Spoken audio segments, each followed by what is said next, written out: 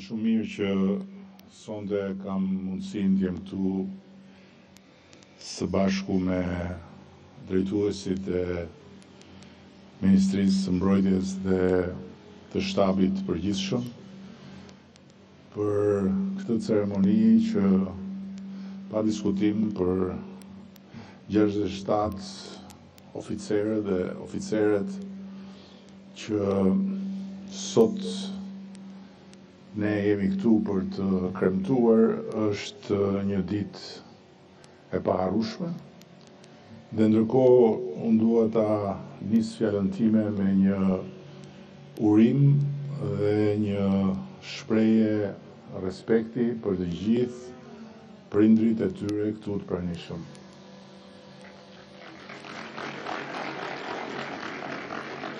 Jam i bindur që nëse për vajzat e djemt që sot hynë në rrugën e shërbimit është emocion, për prindrit është një emocion shumë i veçantë, sepse shohin të kurrëzohet një rrugë gjatë e mirëritjes, e mirëedukimit dhe e mbështetjes me çdo sakrificë për fëmijët e tyre, të cilët sot janë shërptorë në uniformë të ABVE-ut, shërptorë në uniformë të Republikës së Shqipërisë dhe të Republikës së Kosovës. Fjala krenari është një fjalë që mund faktikisht të futet në çdo fjali në një rast të tillë, por unë nuk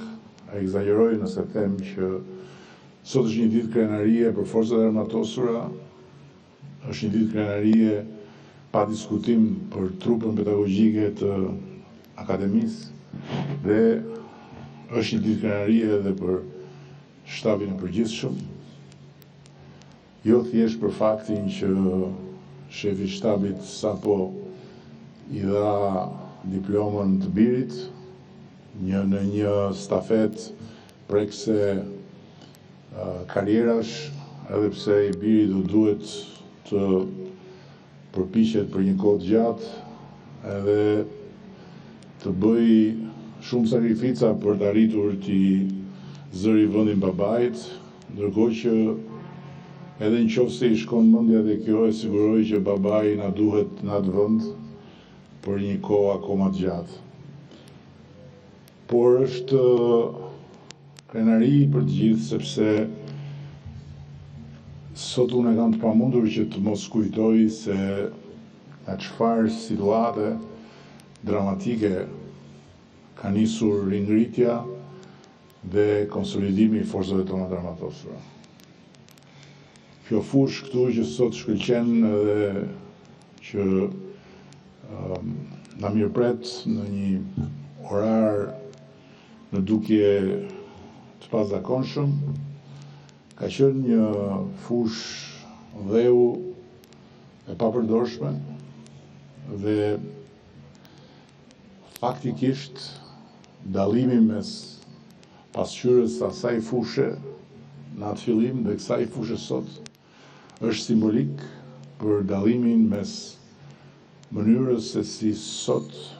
forcat e armatosura janë të mbështetura, janë të motivuara dhe ndjejnë motivim të përditshëm nga vëmendja, nga respekti, që nuk janë vetëm me fjalë, ndërkohë që kur kjo fushë ishte një pasqyrë dheu, forcat armatosura mbaheshin në këmbë vetëm nga pasioni, nga përkushtimi, nga këmbgulja dhe nga edukata ushtarake e atyre që ishin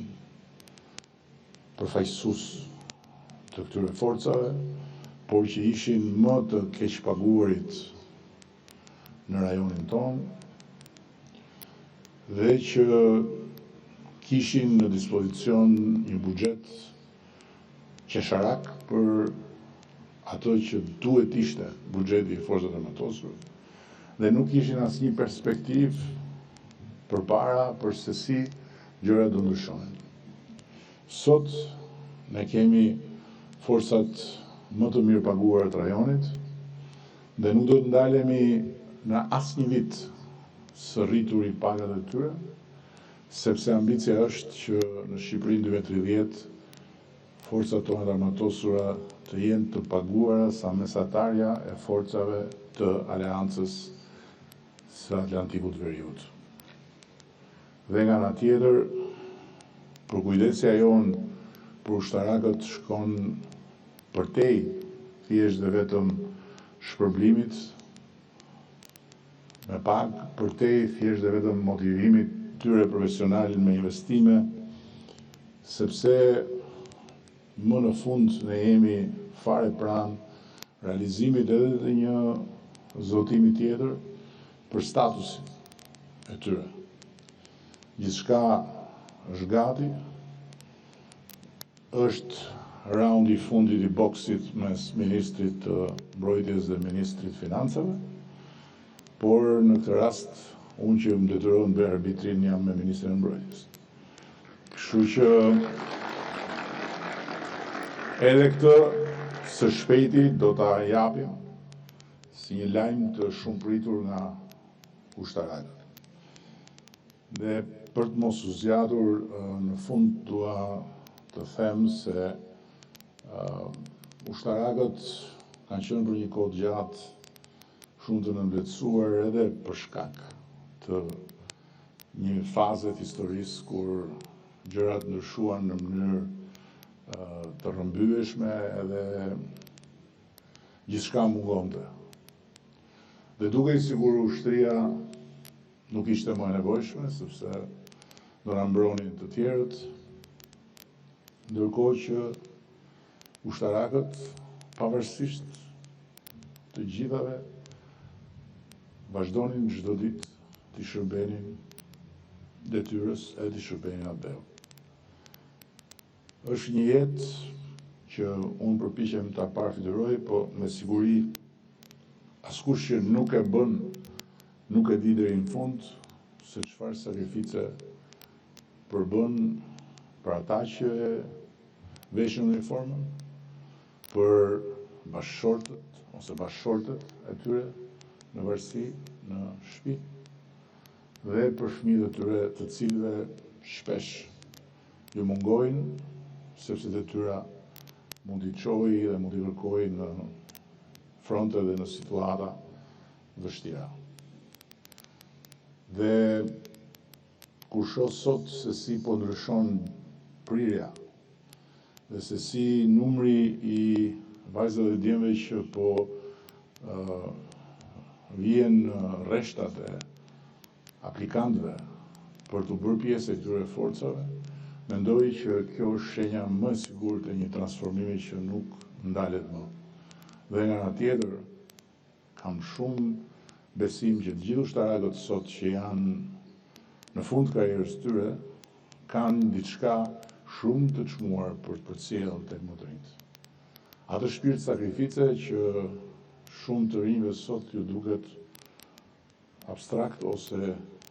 nuk arrin ta perceptojnë dot se çfarë është, ndërkohë që ushtarakët që janë në fund karrierës e kanë të jetuar me vite dhe me dekada të tëra si një sakrificë e përditshme në një uniformë që duhet ishte gjithmonë e admiruar, por që për një periudhë jo të shkurtër kohë ishte e nënvlerësuar. Ju uroj çdo të mirë të gjithëve ju që jeni këtu të pranishëm, pa diskutim të 67 vajzave dhe djemve që sot morën diplomën, por për asnjë moment nuk i shkëpus dot nga urimi për shëndet, për mbarësi dhe për gjithçka që do zemra prindërve dhe familjeve të tyre, dhe nga urimi për shëndet, mbarësi dhe gjithçka që do zemra të gjithë atyre që janë këtu përpara meje, si fytyra shëmbullore e forcave të rilindura të armatosura të Republikës së Shqipërisë. Shumë faleminderit. Faleminderit zoti kryeminist.